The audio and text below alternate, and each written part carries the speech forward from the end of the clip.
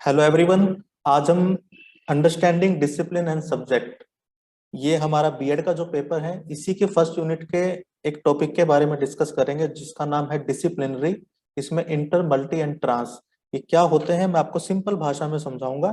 अगर आप हमारे चैनल पर नए हैं तो इस चैनल को सब्सक्राइब जरूर करें। इसमें आपको बीएड के अलग अलग सब्जेक्ट के बारे में और सीटेट के बारे में भी वीडियोस मिलते रहेंगे। तो चलिए शुरू करते हैं।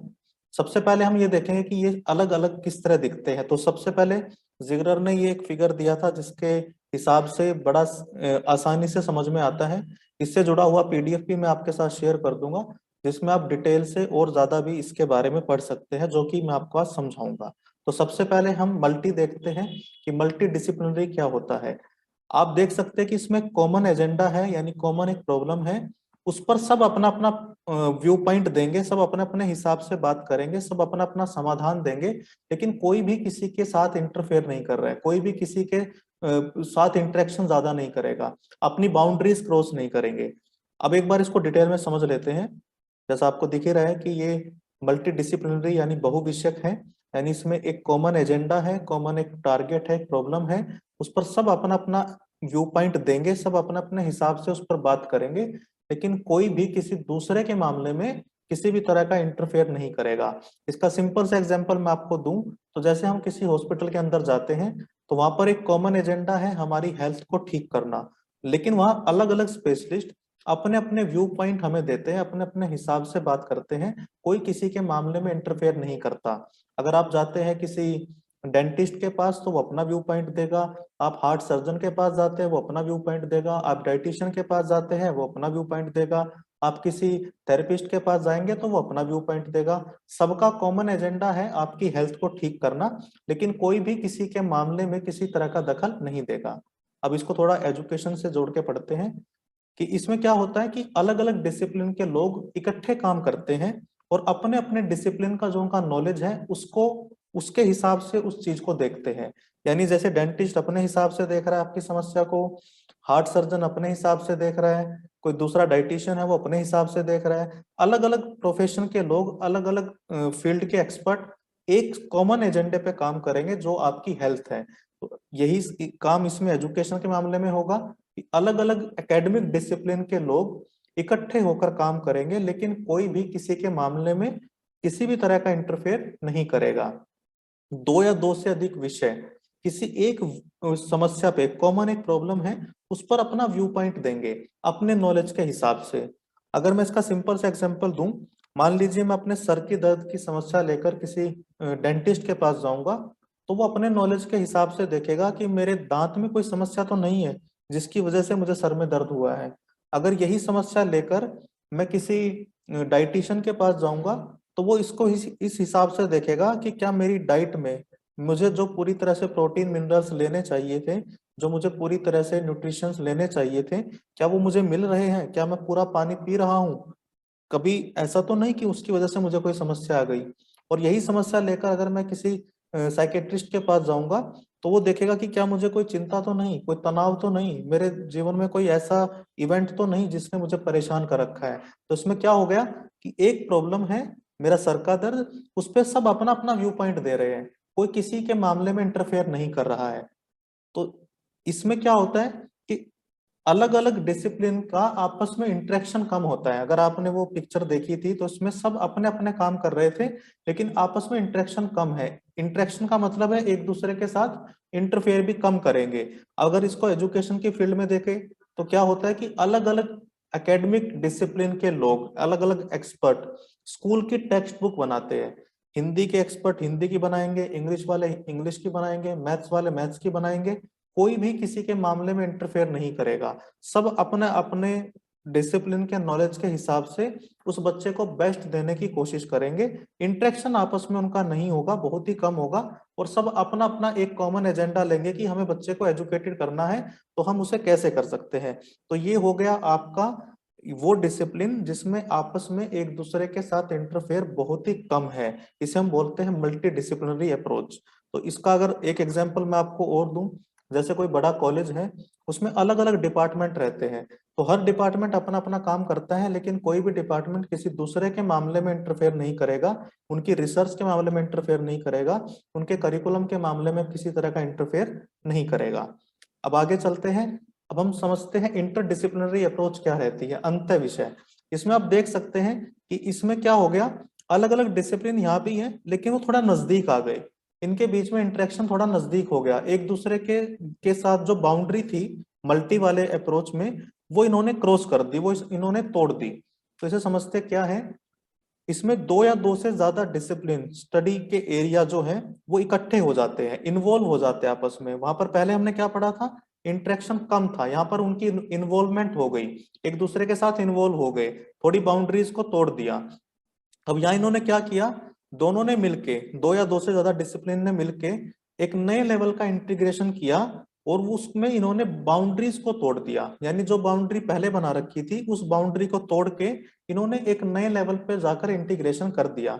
इसे आप ये समझ सकते हैं कि कोई एक सब्जेक्ट और दूसरा सब्जेक्ट दोनों मिलकर एक नया इंटीग्रेशन बना दे, इंटीग्रेटेड एक सब्जेक्ट बना दे नया, जिसमें दोनों एक दूसरे की बाउंड्री को तोड़ दे। अब इसका एग्जाम्पल मैं आपको आगे दूंगा कि वो क्या है एजुकेशन की फील्ड में। आप इसमें देख सकते हैं कि सिर्फ मिलना नहीं है, ये ऐसा नहीं कि सिंपल एडिशन है कि बस दोनों के थोड़े थोड़े हिस्से को मिला दिया, बल्कि ये इस तरह का एक आउटपुट देगा, एक इस तरह की रिसर्च हमारे सामने निकल कर आएगी जो हमारी सारी चीजों पर अपना प्रभाव डालेगी। ऐसा नहीं कि बस हमने दो विषय उठाए और उनको मिला दिया और हमने बोल दिया कि नहीं देखो हमने इंटरडिसिप्लिनरी अप्रोच को यूज किया, नहीं, इसमें इंटीग्रेशन इस लेवल का होगा कि कुछ नया निकल कर आएगा। इसमें हम क्या करते हैं, इंटीग्रेशन किन चीजों का करते हैं, नॉलेज का, उनके मेथड का, दो अलग अलग डिसिप्लिन या उससे ज्यादा, और उसको फिर मिलाकर कुछ हम नई चीजें निकालते हैं। जैसे अगर हम एग्जांपल दे बीएड के मामले में, टेक्नोलॉजी अलग है, एजुकेशन अलग है, साइकोलॉजी अलग है, एजुकेशन अलग है, लेकिन दोनों ने अपनी अपनी बाउंड्रीज तोड़ी। टेक्नोलॉजी और एजुकेशन दोनों मिलकर एक नया सब्जेक्ट बना गए, एजुकेशनल टेक्नोलॉजी, यानी वो टेक्नोलॉजी जो एजुकेशन के मामले में काम आ सकती है।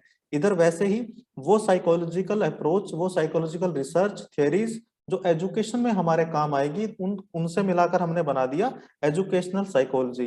यानी यहाँ पर हमने क्या किया, साइकोलॉजी ने भी अपनी कुछ बाउंड्री तोड़ी, एजुकेशन ने भी तोड़ी, और दोनों ने मिलाकर एक नया इंटीग्रेशन कर दिया, उसका नाम निकला एजुकेशन साइकोलॉजी। तो यहाँ तक आप समझ गए होंगे इसको, बिल्कुल आसान सा है इसका। आगे ट्रांस को देखते हैं, ट्रांस क्या है। इसमें जो इंटीग्रेशन है वो और ज्यादा नजदीक हो गया, वहां पर फिर भी थोड़ा सा दिख रहा था, यहाँ पे इतने मिले हुए आपस में, यहाँ पर इनके बीच में अंतर देखना भी हमारे लिए थोड़ा सा मुश्किल हो रहा है। तो ये कब होता है, ये जब होता है जब दो या उससे ज्यादा डिसिप्लिन एक दूसरे के साथ बिल्कुल इस तरह मिल जाते हैं, एक दूसरे के साथ इतना घुल मिल जाते हैं, इतना एक दूसरे के साथ आगे निकल जाते हैं उस इंटीग्रेशन में कि बिल्कुल कुछ नया निर्माण हो जाता है, बिल्कुल कुछ नया निकल कर आता है।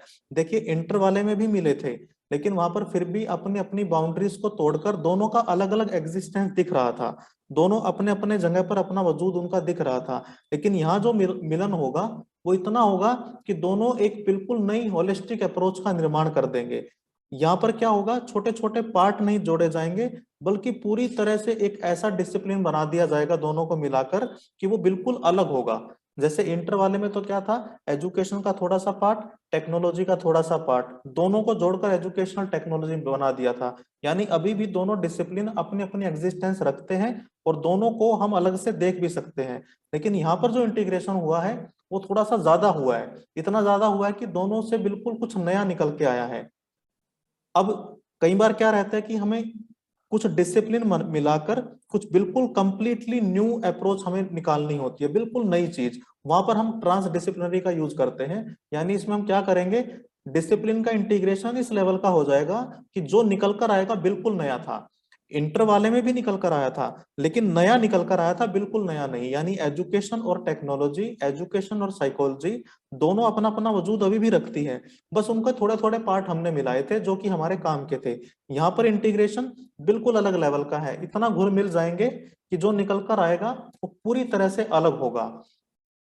अब इसमें हम क्या करते हैं कि हम जिस तरह का फ्रेमवर्क बनाएंगे, वो यूनिटी जो होगी वो एक इंटेलेक्चुअल फ्रेमवर्क की तरह काम करेगी, यानी बिल्कुल हम एक जो अनुशासनात्मक हमारा दृष्टिकोण था उससे आगे निकल जाएंगे। यानी हम हमारे जो सेट मानक थे, सेट पैरामीटर थे, हम उन्हें तोड़ देंगे और उससे थोड़ा सा आगे जाकर एक बिल्कुल नई अप्रोच बनाएंगे।